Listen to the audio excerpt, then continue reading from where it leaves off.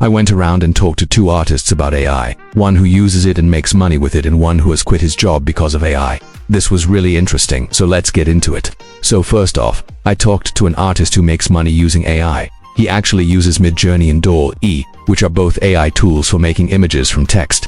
And he says that there's actually a big difference between them. Midjourney gives you more realistic results. It's built on a different model than DALL. It can make things that look like photos, and DALL tends to give you more stylized results. Both of these artists are concept artists. They make like promotional material for games or movies or whatever. That's what they do.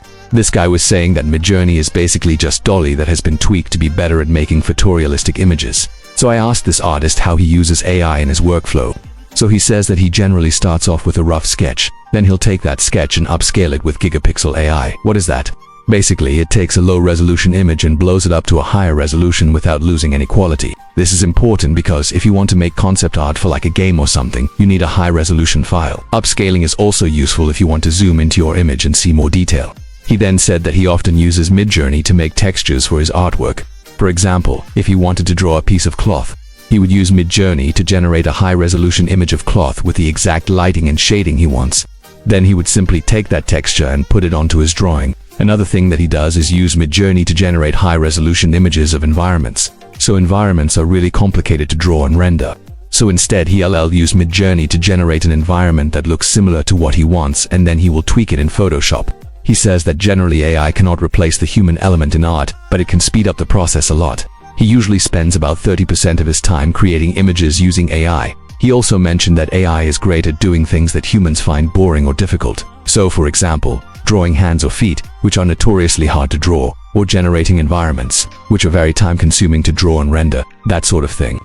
He says that when he is doing the actual painting in Photoshop, he doesn't feel like AI can replace him yet, but he expects that to happen in the future. This artist also talked about some of the ethics of AI art, and he feels pretty positive about it. He thinks it's just another tool that we can use, and he doesn't think it's going to wipe out jobs or anything. He also says that if you're an artist, you should learn how to use AI because it's only going to become more popular and it can definitely help you in your work. Now let's talk about how much money this guy is making with AI. He says that he generally doesn't charge extra for using AI. He says that in the industry he works in, AI is just expected. All the other artists are probably using it too. So it's not something that sets you apart from other artists. However, he did mention that he knows some artists who charge extra for using AI because their clients specifically request it. There's some people out there who don't want AI art. They specifically want hand-drawn stuff, which I guess makes sense. I mean, there's something special about knowing that something was drawn by a human, right?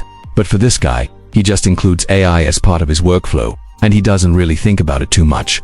He's made anywhere from like $50,000 to $80,000 per month. Okay, now let's move on to the other artist. This guy is actually a cartoonist. He makes comic strips. He used to make around $100,000 per year, but he quit his job recently because he felt like AI was going to take over his industry and he didn't want to be left behind. So he was like, screw it, I might as well go all in on AI now before everyone else does.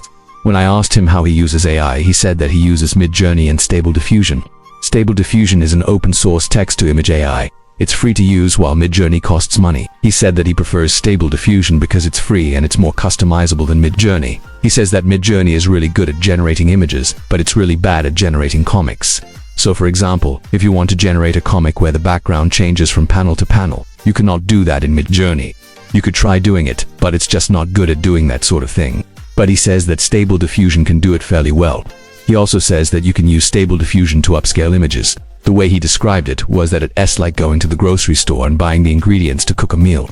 That's Midjourney, but Stable Diffusion is like having a full recipe book and being able to pick any dish you want and have it cooked for you. So he says that he likes to start his comic ideas with Stable Diffusion. He'll generate the cover and maybe like the first few pages. He also uses Stable Diffusion for the backgrounds in his comics. So it's really hard to draw buildings or environments or whatever. So he'll use Stable Diffusion to generate those, and then he'll add the characters on top of it. He also mentioned that he uses Midjourney sometimes to generate the covers for his comics. When I asked him how long it takes to make a comic, he said that it depends on the size of the project, but generally it takes him around 2 days to make a 10-page comic using AI, so that's pretty fast. So then I asked him how he feels about other artists copying his style using AI. This is actually something that has been brought up a few times, and it's kind of a big issue for a lot of artists. So the way that he sees it is, if someone copies his style, that means that they've studied his work enough to where they can replicate it. So he takes that as a compliment. He says that if he saw someone using AI to copy his style, he wouldn't be mad. Maybe if they were selling prints of it or something, he would want them to credit him, but he wouldn't be upset about it.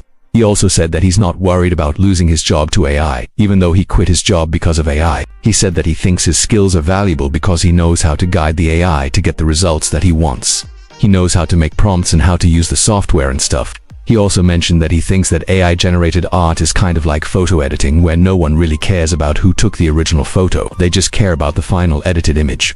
So he thinks that in the future, people won't really care about whether or not the image was generated by AI or not. They'll just care about the final image. So let me tell you a little story here. Okay, I got this email from an AI business owner. He wants me to promote his business. So he's essentially starting an Etsy shop where he sells AI-generated art. His plan is to set the price at $10 per image. He'll let the buyer choose the subject matter and then he'll generate the image using text-to-image AI. Now I told him that this idea is really risky.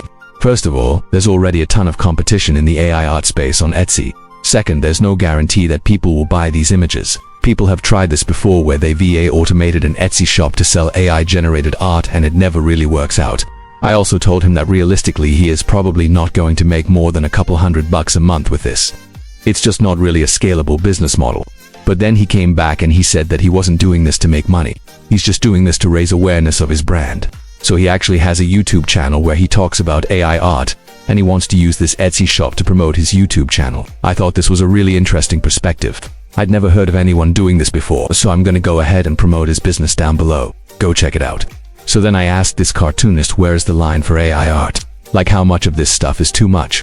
At what point does it become something that's not art? He said that he thinks the line is when you start to generate things that are too perfect. He said that when you generate an image using AI, it's always a little bit off.